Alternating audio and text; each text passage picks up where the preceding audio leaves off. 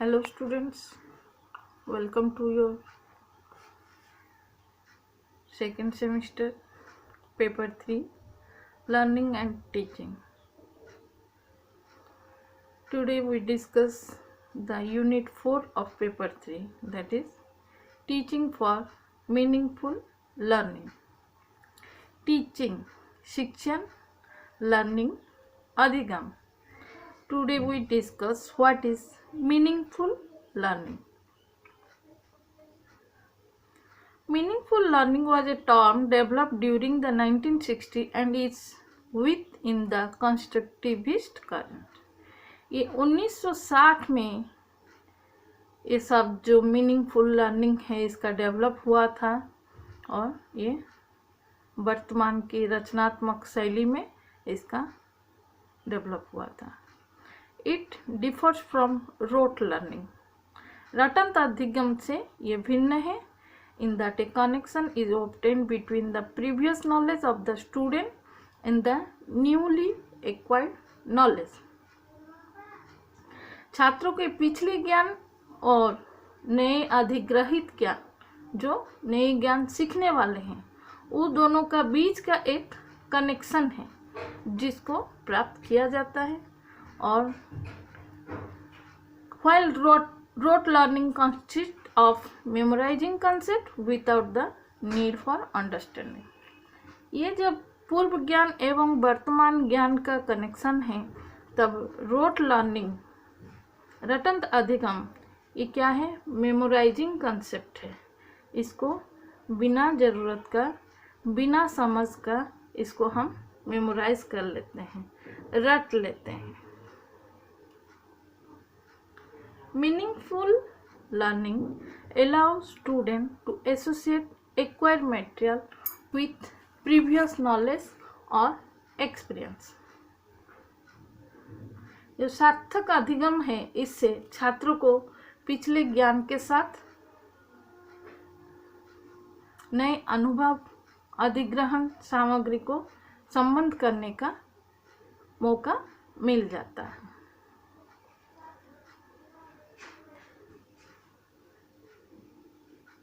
This will enable the student make connection that will allow learning to be a comprehensive and lasting one throughout their life.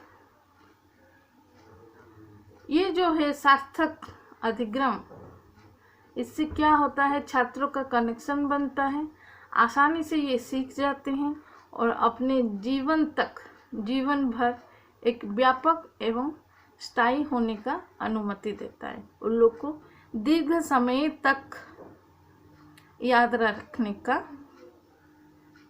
मौका मिल जाता है.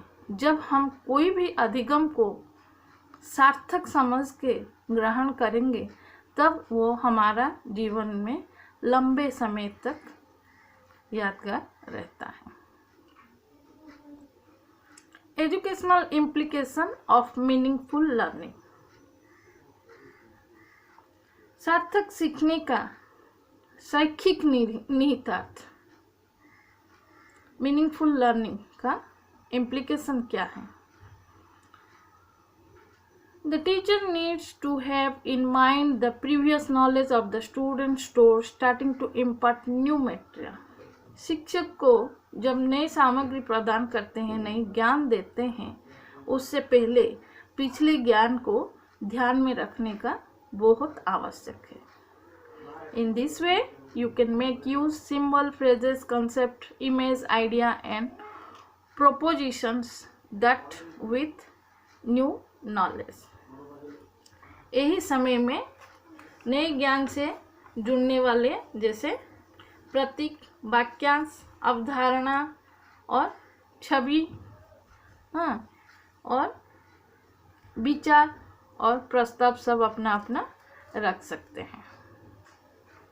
Through this connection student will have the opportunity to associate their previous knowledge with new concept taught in the classroom. ये connection के माध्यम से जब छात्र कक्षा में पढ़ रहे हैं, पूर्व ज्ञान के साथ साथ वर्तमान ज्ञान जब एसोसिएट करके पढ़ रहे हैं, उन लोग को मौका मिलता है और इससे उन लोग का अधिग्रहण ज्ञान ज़्यादा दीर्घ समय तक भी रहता है।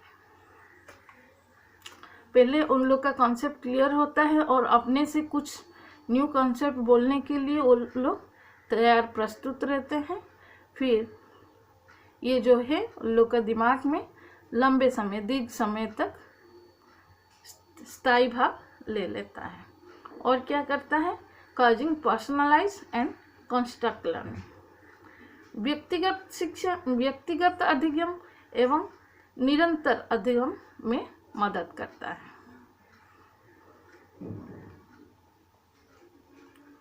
Student motivation is essential to obtain meaningful learning. छात्र को प्रेरणा देना बहुत आवश्यक है। सार्थक अधिगम में छात्रों का प्रेरणा बहुत आवश्यक है। This is why the teacher must use example during the instruction of new material. और इसमें ये कारण क्या है कि नई सामग्री का जब निर्देशन दिया जाता है उसको अधिगम अच्छे से होने के लिए उदाहरणों का उपयोग करना चाहिए। During this instruction new material, have in mind the students' previous knowledge. The use of resource and material that facilitate this type of learning is also recommended. तो छात्र को उदाहरण उपयोग करना है और पिछले का ज्ञान को ध्यान में रखते हुए उन लोग को नए ज्ञान देना है। तो यही प्रकार होने से अधिगम का सुविधा देने वाले और सब क्या करना है, सुविधा देने वाले संसाधन और सामग्री सबको भी उपयोग करने का सिफारिश करना है, रेकमेंड करना है कि जो जो मटेरियल उन लोग को चाहिए, जो जो रिसोर्स उन लोग को चाहिए उन लोग को मुहैया किया जाए। अभी देखेंगे benefits of meaningful learning. Benefits क्या है? Active learning by student. छात्रों द्वारा हमेशा सक्रिय होना है, छात्र को सक्रिय करना है, सजग रखना है, कैसे उन लोग का अधिगम सक्षम होगा। Personalised learning based on student previous experience. व्यक्तिगत अनुभव है उन लोग का, वो कैसे पूर्व अनुभव से जुड़ा हुआ है, जो पहले से उन लोग का अनुभव है उसके आधार पर उन लोग का व्यक्तिगत अधिगम जुड़ा हुआ है। Information stored in long term memory.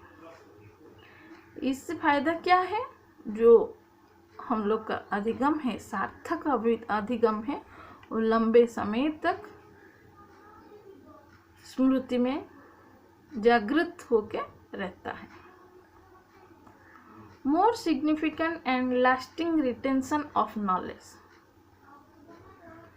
ज्ञान का अधिक महत्वपूर्ण होता है और स्थायी अवधारणाएं होते हैं, रिटेंशन अवधारणाएं, जो जो हुआ था वो स्थायी बन के रहता है। Successful connection of new knowledge with prior knowledge. पूर्व ज्ञान के साथ साथ नए ज्ञान का कनेक्शन हो जाता है, संबंध जुड़ता है और वो सक्सेसफुल होता है, सफल संबंध बनता है नए ज्ञानों का पूर्व ज्ञान के साथ। अभी देखेंगे tips to promote meaningful learning. सार्थक अधिगम के लिए हमको क्या क्या टिप्स उपयोग करना है। Take into account the previous knowledge of the students.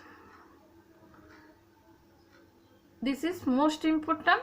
पहले छात्रों का पूर्व ज्ञान क्या हो सकता है विषय के अंदर, उसको ध्यान में रखना है। Then make use of activities that are of interest to student. ऐसी गतिविधियां उपयोग करना है जो छात्रों के लिए रुचिकर हो, इंटरेस्ट हो। Then create a motivational environment to learn. सीखने के लिए प्रेरक वातावरण बनाना चाहिए जिससे आसानी से खुशी से बच्चे लोग बैठ के पढ़ सकते हैं। Then make use of debates, group work, game, analogies, illustration and previous organisers.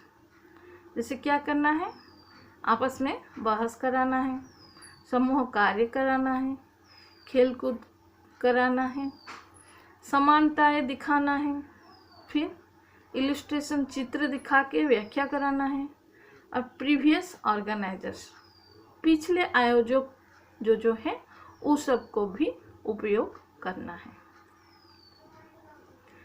Use example at all time, जब भी कुछ पढ़ा रहे हैं अधिगम को सार्थक बनाने के लिए भिन्न भिन्न उदाहरण प्रस्तुत कराना है।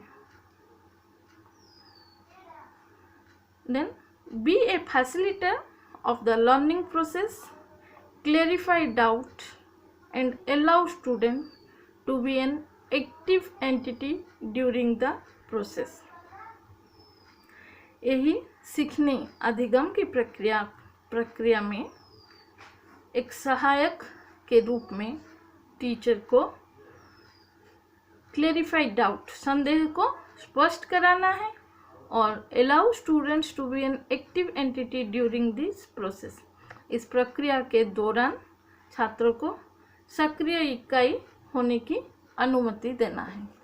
उन लोग को सजग रहने के लिए अनुमति देना है और हमेशा डाउट सबको क्लियर कराना है, क्लैरिफाई कराना है डाउट सबको।